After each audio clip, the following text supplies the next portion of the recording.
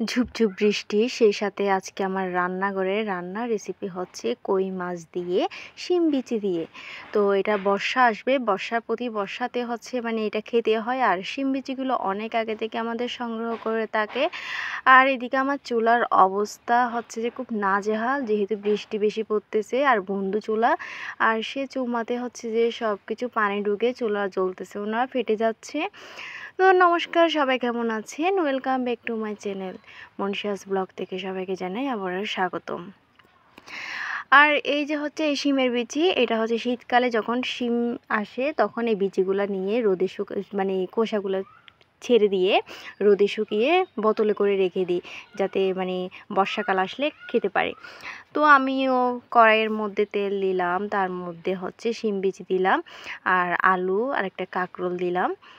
এগুলো দিয়ে ভালো করে হচ্ছে তেলের মধ্যে আমি একটু কষিয়ে নিচ্ছি, কারণ আর বিচিগুলো আমাকে সিদ্ধ করতে হয় না, যেহেতু এগুলো এই বছরের বিচিগুলা, শিম বিচিগুলো একটু নরম টাইপের। যখন আমি সারা রাত ভিজিয়ে রাখছি এগুলো নরমই হয়ে গিয়েছিল। আর এদিকে আমি দিয়ে দিচ্ছি একটা পেস্ট, এটা হচ্ছে মরিচ, মশলা, হলুদ, লবণ সবগুলোকে একটু পানি দিয়ে পেস্ট করে আমি রান্নার মানে কড়াইয়ের মধ্যে কষিয়ে নিচ্ছি। এমনি আলাদাভাবেও দেওয়া যায়, এভাবেও দেওয়া যায়।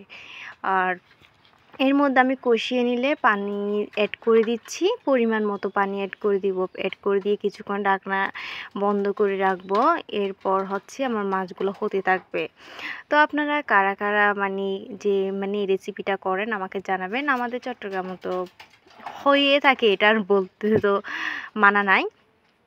আর এটা খুব ভালো লাগে, তেল কইও ভালো লাগে, আর বিচি দিয়ে তো যে কোনো মাছও রান্না করা যায়, শুধু কই মাছ বলে না।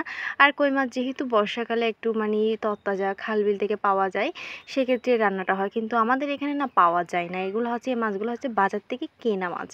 এই যে দেখুন, কথা বলতে বলতে আমার রান্না কমপ্লিট শিম বিচি দিয়ে। আর রান্নার কালারটাও জাস্ট ওয়াও হয়েছে, আর খেতেও অনেক ভালো হয়েছে। আর দেখেন লুকটা অনেক সুন্দর হয়েছে। তো সবাই ভালো থাকবেন।